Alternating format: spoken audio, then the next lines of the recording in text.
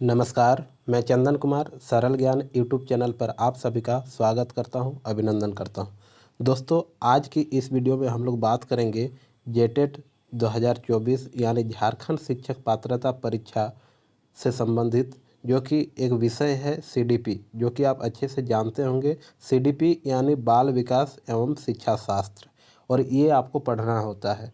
आप देखेंगे कि अगर सीडीपी 1 to 5 के लिए भी ज़रूरी है और 6 to 8 के लिए भी ज़रूरी है।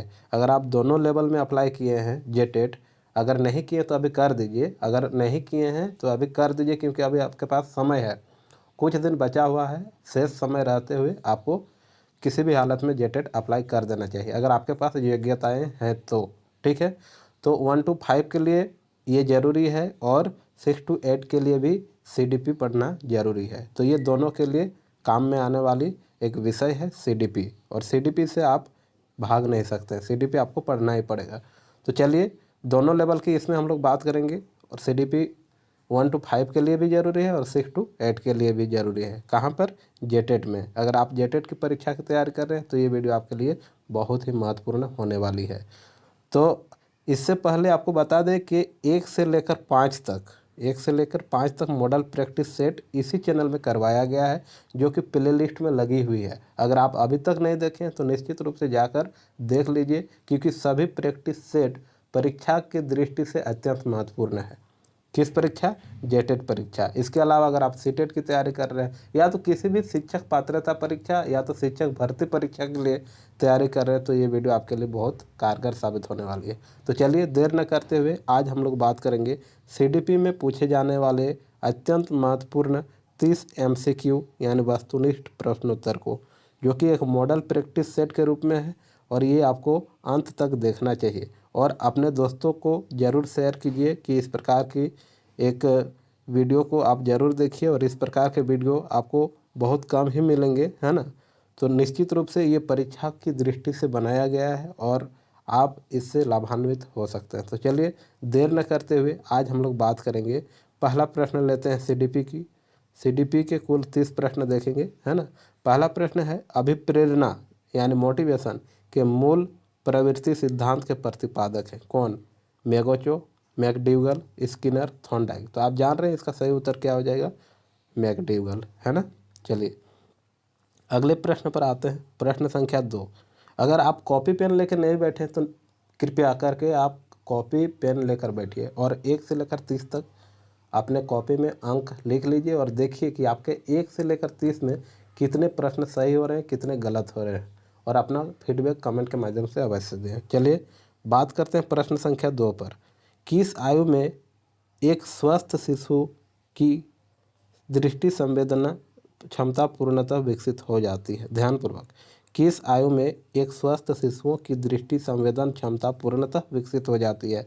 3 से 4 माह में, 4 से 5 माह में, 5 से 6 माह में, 7 से 8 माह में। बताइए, मतलब एक स्वस्थ शिशु है और उसकी जो संवेदन क्षमता पूर्णतः विकसित हो जाती है, यानी वो अपनी माँ को, अपने पिता को पहचानने लगते हैं 3 से 4 महीना में, यानी विकल्प ए इसका राइट आंसर हो जाएगा। ठीक है, आगे प्रश्न संख्या 3 की अगर बात किया जाए, बालकों द्वारा क्या, कौन, कहाँ, ये 3 प्रश्न हैं। कैसे? 4 प्रश्न। क्या, कौन, कहाँ और कैसे आदि प्रश्न किस तथ्यों को इंगित करता है, किसकी ओर इशारा करता है? बताइए। पहला क्या, दूसरा कौन, फिर कहाँ और कैसे, ये प्रश्न जो है किस तथ्य को इंगित करता है? अन्वेषणात्मक प्रवृत्ति, चिंतन और तर्क बुद्धि। तो ये जो है अन्वेषणात्मक प्रवृत्ति यानी जानने की इच्छा, खोज करने की इच्छा। ये क्या है, ये कौन है, वो कहाँ जा रहा है, ये कैसे हुआ, इस प्रकार के जो सब प्रश्न होते हैं, इस प्रकार की जो समस्याएं उत्पन्न होती है, ये सब कहीं ना कहीं अन्वेषणात्मक प्रवृत्ति है। अन्वेषण मतलब ही होता है खोज करना। ठीक है, तो अन्वेषणात्मक प्रवृत्ति, जानना, खोज करना। आगे अगला प्रश्न है, निम्न में से किसके द्वारा हमें किसी वस्तु के बारे में प्रारंभिक ज्ञान प्राप्त होती है? प्रत्यक्षीकरण यानी डायरेक्ट रूप से, तर्क के माध्यम से, संवेदना, चिंतन के माध्यम से। बताइए, तो इसका जो सही उत्तर हो जाएगा संवेदना के माध्यम से, है ना। उसी से हमें क्या होती है? संवेदना जब विकसित हो जाती है मानव मस्तिष्क में, अगर हम किसी भी वस्तु को छू कर जानने लगते हैं, या तो सुगंध के माध्यम से जानते हैं, या तो देख कर जानते हैं, तो ये सब क्या है? संवेदना ही है। तो ये सभी क्या होता है कि किसी वस्तु के बारे में प्रारंभिक ज्ञान प्राप्त हो जाती है। किसके माध्यम से? संवेदन के माध्यम से। आगे आपको बता दें कि ये जो हमारा चैनल है, यूट्यूब चैनल, इसमें आपको निःशुल्क तैयारी करवाया जाएगा जेटेट का। निश्चित हो जाइए आप और हमारे साथ जुड़िए, क्योंकि अगर आप निश्चित सफलता चाहते हैं तो अपने दोस्तों को भी ये भेजिए और आप अपने भी प्रतिदिन देखने का प्रयास कीजिए, क्योंकि बहुत सारे प्रश्न आपको इसी से मिलने वाले हैं। क्योंकि बहुत सारे प्रश्न, किसी भी प्रश्न को मैं छोड़ नहीं रहा हूँ। ठीक है। बालकों में निरीक्षण एवं अनुभव की क्षमता के विकास के लिए निम्न में से सर्वप्रथम किस अनुक्रिया को अपनाया जाता है? वर्णमाला का ज्ञान, लिखने का अभ्यास, ज्ञानेंद्रियों का प्रशिक्षण, पुस्तकीय ज्ञान। बताइए। तो इसका जो सही उत्तर हो जाएगा, ज्ञानेंद्रियों का प्रशिक्षण होता है ना, इसी को अपनाया जाता है बालकों में निरीक्षण एवं अनुभव की क्षमता के विकास के लिए। ठीक। प्रश्न संख्या 6 यानी 6, शिक्षण प्रक्रिया में दृश्य और श्रव्य सामग्री किस रूप में कार्य करती है? दृश्य श्रव्य, जैसे आपके हाथ में अभी मोबाइल फ़ोन है ना, आपके सामने एक कंप्यूटर है, लैपटॉप है, टीवी है, प्रोजेक्टर है, ये सब क्या है? दृश्य श्रव्य सामग्री है। ये किस रूप से कार्य करती है आपसे पूछा जा रहा है। यानी दृश्य मतलब देखना, श्रव्य मतलब सुनना। आप देख भी रहे हैं, सुन भी रहे हैं। जैसे मैं अभी पढ़ा रहा हूँ, आप देख रहे हैं मेरे द्वारा क्या क्या लिखा जा रहा है, आप देख पा रहे हैं और सुन भी पा रहे हैं कि क्या क्या आप बोल रहे हैं, है ना। चलिए, तो एक उत्प्रेरक के रूप में कार्य करता है, या तो एक माध्यम के रूप में, एक साध्य के रूप में, इनमें से कोई नहीं। तो इसका जो सही उत्तर हो जाएगा, एक उत्प्रेरक के रूप में कार्य करता है ना। चलिए, प्रश्न संख्या 7, एक बच्चे की मानसिक आयु यानी मेंटल एज 12 वर्ष एवं वास्तविक आयु क्रोनोलॉजिकल एज 10 वर्ष है, तो उसकी बुद्धि लब्धि क्या होगी? बताइए। बहुत सुंदर प्रश्न है, बताना है आपको उत्तर। क्या कहा जा रहा है? एक बच्चे की मानसिक आयु कितना है यानी मेंटल एज 12 वर्ष एवं वास्तविक आयु यानी क्रोनोलॉजिकल एज 10 वर्ष है, तो उसकी बुद्धि लब्धि क्या होगी? आपको बताना है। आईक्यू का फार्मूला क्या होता है? आईक्यू का फार्मूला होता है MA/CA × 100 होता है ना। तो MA क्या है हमारा? 12 वर्ष। MA क्या है? 12 वर्ष। और CA क्या है? 10 वर्ष, है ना।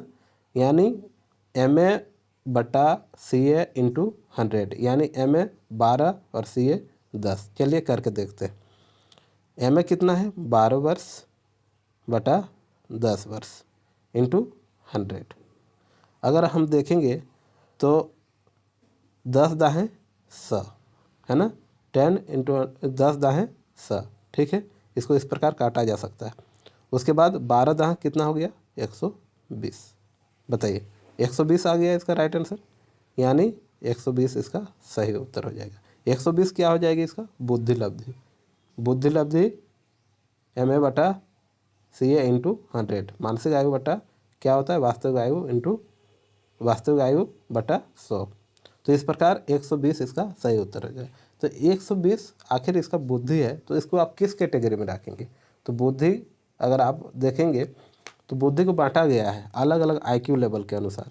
यानी 25 से अगर कम है तो जड़ बुद्धि या महामूर्ख, 25 से 49 है तो मूर्ख बुद्धि, 50 से 69 है तो अल्प बुद्धि, 70 से 79 है तो क्षीण यानी हीन बुद्धि, और 80-89 है तो मंद बुद्धि, और 90 से 99 है तो सामान्य बुद्धि, और 100 से 110 है तो उच्च सामान्य, लेकिन 110 से 119 के बीच में है तो प्रखर यानी श्रेष्ठ बुद्धि वाला है। लेकिन 120 से ऊपर, यानी आप देख रहे हैं यहाँ पर 120 है, 120 से ऊपर है 129 तक, तो ये उत्कृष्ट बुद्धि के हो जाएंगे।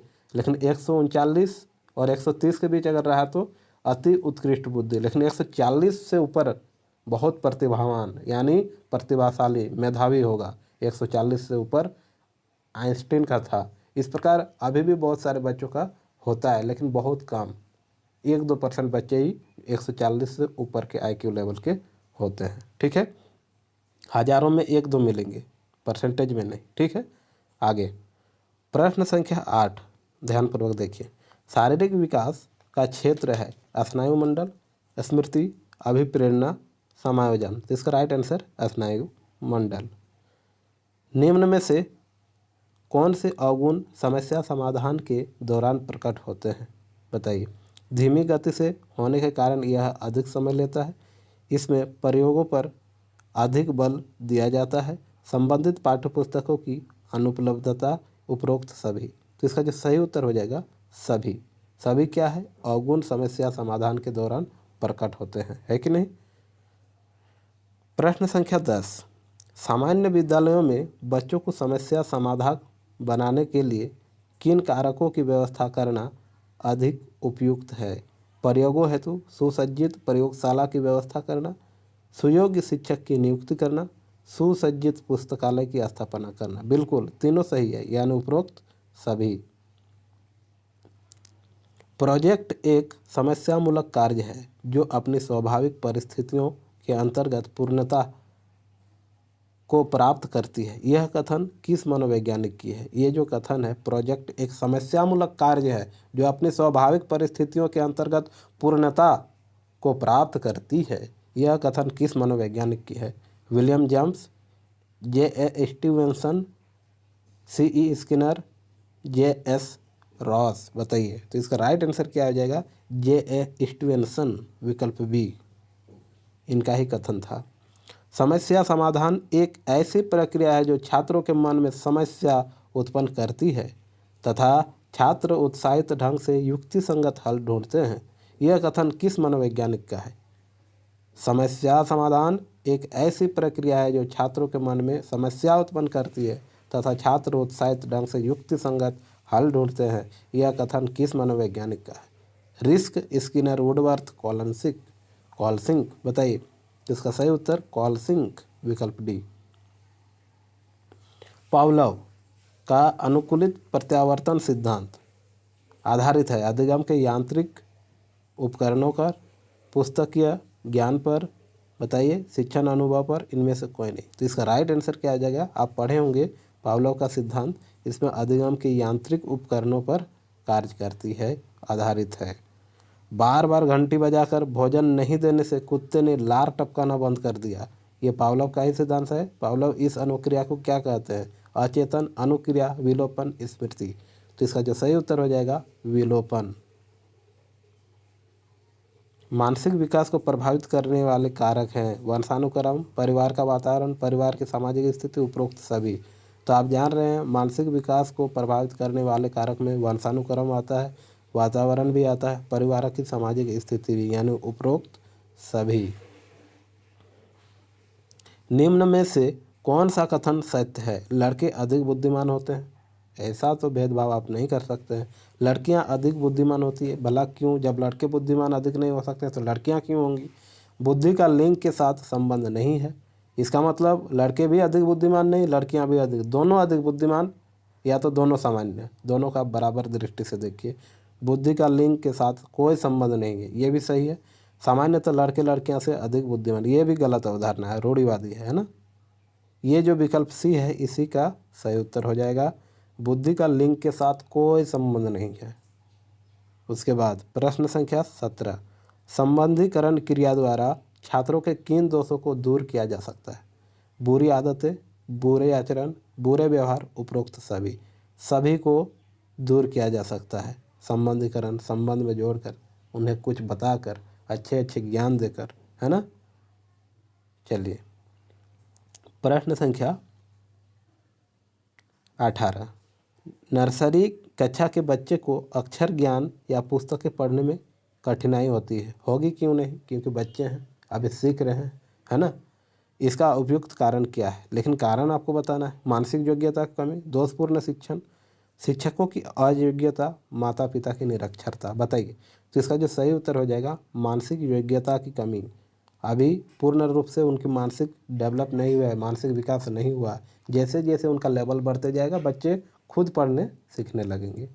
बच्चे जो होते हैं, बालक जो होते हैं, एक छोटा सा वैज्ञानिक होता है। वो धीरे धीरे एक चीज़ों को जानेगा, अच्छे चीज़ों को जानेगा, वातावरण को जानेगा, शिक्षकों को समझेगा, अपने आप को जानेगा। अचानक आप सोचेंगे कि बच्चा मेरे जैसा बुद्धि वाला क्यों नहीं है, चाहे तो क्लास 8 वाला बच्चा जैसा बुद्धि वाला क्यों नहीं है, तो उस तरह नहीं संभव है। धीरे धीरे सीखेगा, फिर उसका मानसिक विकास बढ़ेगा, फिर बच्चा धीरे धीरे सीखने लगेगा, है कि नहीं। चलिए, प्रश्न संख्या 19, शिक्षा मनोविज्ञान की दृष्टि से निम्न में से कौन सा कथन सत्य है? बच्चे अपने ज्ञान का सृजन स्वयं करते हैं, बिल्कुल करते हैं। विद्यालय में आने से पहले बच्चों को कोई पूर्व ज्ञान नहीं होता, ऐसा तो नहीं है। माता पिता ऐसे कोरा कागज नहीं भेजते, उनके पास थोड़ा बहुत ज्ञान होता ही है।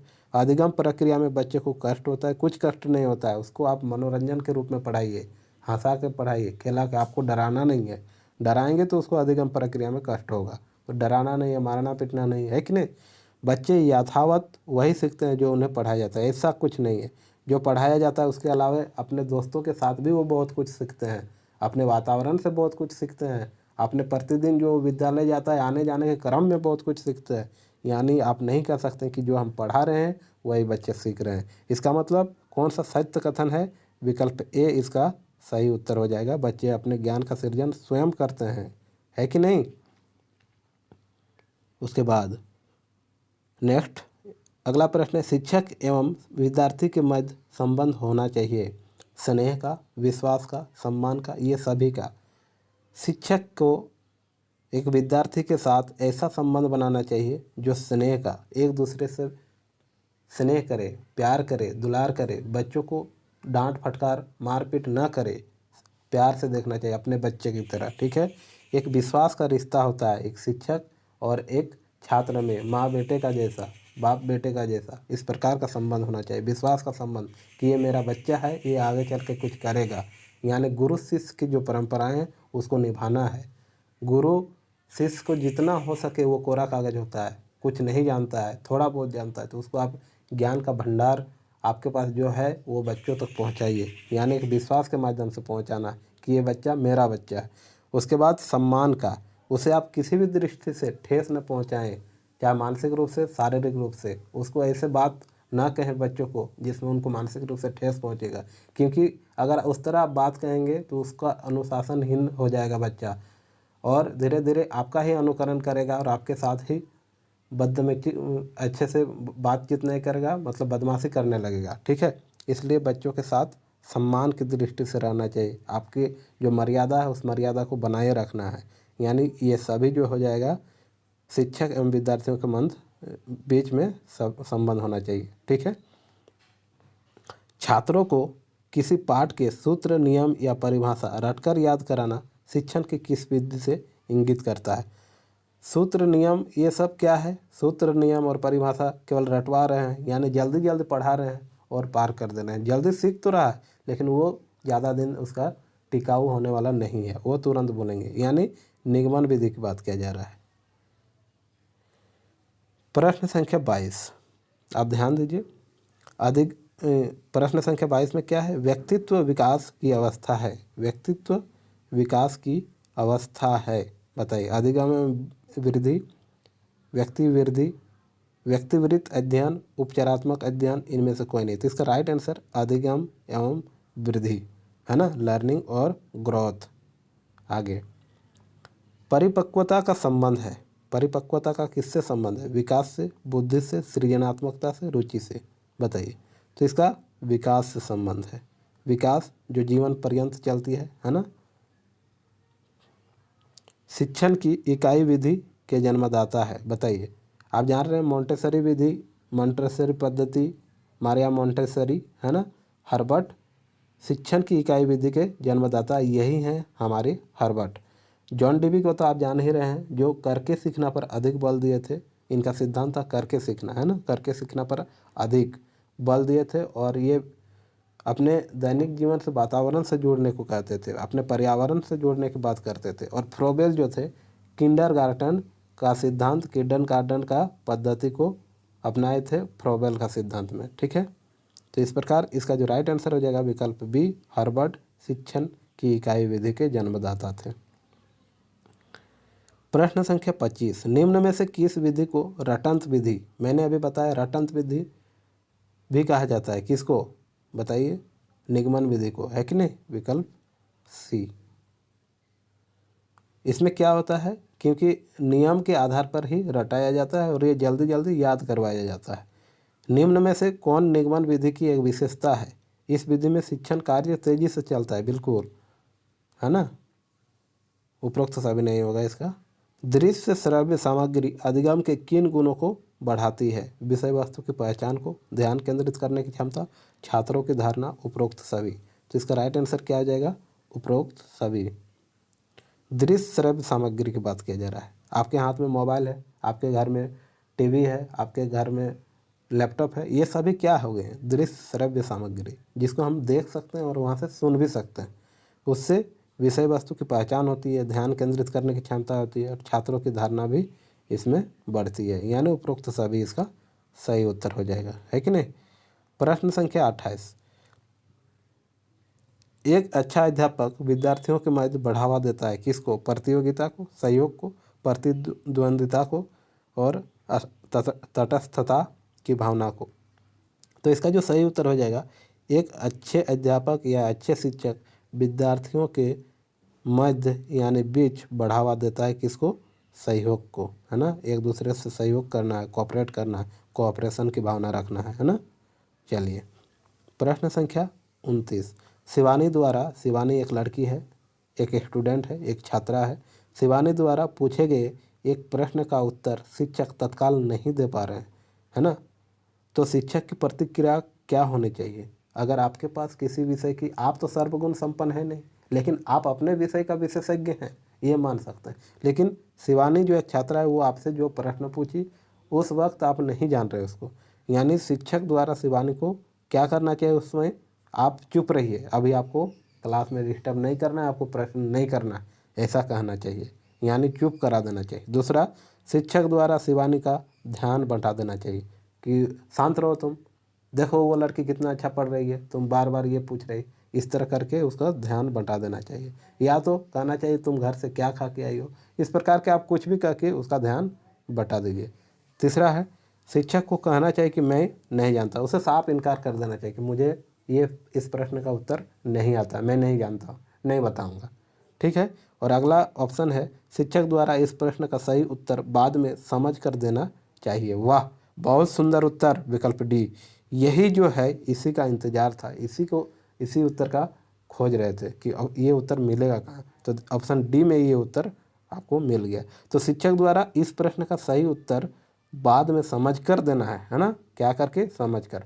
प्रश्न को ध्यानपूर्वक समझिए। अगर आपके पास डायरी है तो डायरी में नोट कीजिए, और घर से या तो फिर एक दिन बाद आप उसको क्लास में बता सकते हैं, या तो कुछ देर बाद ही आप विद्यालय में उसे बताना चाहिए, ठीक है। यानी प्रश्न को सही से समझिए, फिर उसका उत्तर बाद में आप बता दीजिए। उसमें बच्चों को चुप कराने की क्या आवश्यकता है, ध्यान बंटाने की क्या आवश्यकता है? मैं नहीं जानता हूँ, क्यों आप साफ इनकार कर रहे हैं? आप शिक्षक हैं, किनसे पूछेगी बच्ची? आखिर छात्र छात्राएं किससे पूछेगी बताइए? आपसे नहीं पूछेंगे तो किससे पूछेंगे? आप एक शिक्षक हैं। इस चीज़ को आप क्यों नहीं याद कर रहे हैं कि हम शिक्षक हैं? शिक्षक हैं मतलब समस्या का समाधान करना मेरा काम है। अगर आप साफ इनकार कर देंगे मैं नहीं जानता तो कौन बताएगा? घर में उनके उतने पढ़े लिखे लोग नहीं हैं, अगर रहते फिर भी विद्यालय भेजें, एक आशा में भेजें कि मेरे बच्चे सीख रहे हैं। तो उस समय करना क्या है आपको? कि समझ कर उसका उत्तर देना है। बहुत सुंदर। उसके बाद प्रश्न संख्या 30, ध्यानपूर्वक देखिएगा, ये भी अच्छा प्रश्न है। तुम्हारे पिता तो कौन? तुम्हारे पिता तो बहुत पढ़े लिखे थे और तुम इतना मंदबुद्धि का हो। मतलब आपके पिता पढ़े लिखे थे, उसके बावजूद एक बच्चा से कहा जा रहा है कि तुम्हारे पिता तो बहुत पढ़े लिखे थे, पंडित थे, विद्वान थे, और तुम मंदबुद्धि का बालक हो। शिक्षक द्वारा बच्चे को कहा गया यह कथन क्या प्रभाव डालती है? प्रभाव तो पड़ेगा ही, नकारात्मक प्रभाव पड़ेगा। जरूरी है कि उसके पिता जो थे, उसके जो बाप थे, उसके पिता जो उसके फादर थे, क्या जरूरी है कि वो प्रतिभाशाली थे, विद्वान थे, तो बच्चा भी उसका प्रतिभाशाली होगा? मंदबुद्धि नहीं हो सकता है? आप एक शिक्षक हैं तो क्या आपके घर में बच्चे मंदबुद्धि के नहीं है? उसको सिखाइए, धीरे धीरे डेवलप कीजिए, उसका मानसिक योग्यता को बढ़ाइए, धीरे धीरे वो भी बच्चा सीखेगा। बुद्धि तो परिवर्तनशील होती है, आप जान रहे हैं। जरूरी नहीं कि मंदबुद्धि का है तो मंदबुद्धि का ही रहेगा। उसकी बुद्धि को आप धीरे धीरे बढ़ा सकते हैं, उसको अपने अनुकूल ढालिए, है ना। तो यह बालकों में भावना ग्रंथियाँ को उत्पन्न करेगी जो अधिगम से उसे विमुख करेगी। यह अभिप्रेरण का कार्य करेगी और बच्चे अधिक रुचि के साथ पढ़ेंगे। इससे बच्चे में सकारात्मक संवेगों संवेदनाओं का जन्म होगा, इनमें से कोई नहीं। अभिप्रेरण, आप ध्यानपूर्वक देखिए, दूसरा ऑप्शन यह अभिप्रेरण का कार्य करेगी और बच्चे अधिक रुचि से कैसे पढ़ेंगे। आप उसे फटकार मार रहे हैं कि आपके पिता पढ़े लिखे थे, तुम मंद बुद्धि के हो गए थे, उसका तो धीरे धीरे आप मनोबल गिरा रहे हैं। इससे बच्चों में सकारात्मक संवेग कहाँ से होगा, ये तो नकारात्मक बात कर रहे हैं आप। उनको डायरेक्ट बोल रहे हैं, बच्चों को प्रत्यक्ष बोल रहे हैं, प्रत्यक्ष रूप से कि आप मंद बुद्धि के हो। वैसा बोलना नहीं है, समझें। तो इसका जो सही उत्तर क्या हो जाएगा, विकल्प ए, यह बालक की भावना ग्रंथियों को उत्पन्न करेगी जो अधिगम से उसे विमुख कर देगी, भटका देगी। इसलिए ऐसी बातों को नहीं कहना है, यही इसकी प्रभाव डालेगी, समझे। तो इस प्रकार क्या हुआ, आज के इस 30 MCQ प्रश्नों में हम लोगों ने देखा CDP के महत्वपूर्ण प्रश्न। किसके? CDP के। तो आपको कैसा लगा ये क्लास, आप कमेंट करके अवश्य बताएं। और वीडियो अगर अच्छी लगी हो तो अपने मित्रों तक अवश्य पहुंचाएं, क्योंकि जेटेट इस बार सभी को किसी भी हालत में क्वालिफाई करना है, पास करना है, ये मेरा दावा है। यथासंभव हम कोशिश करेंगे आपके लिए, जितना हो सकता है मेहनत करेंगे। आप खुद से मेहनत कीजिए, लेकिन ईमानदारी पूर्वक।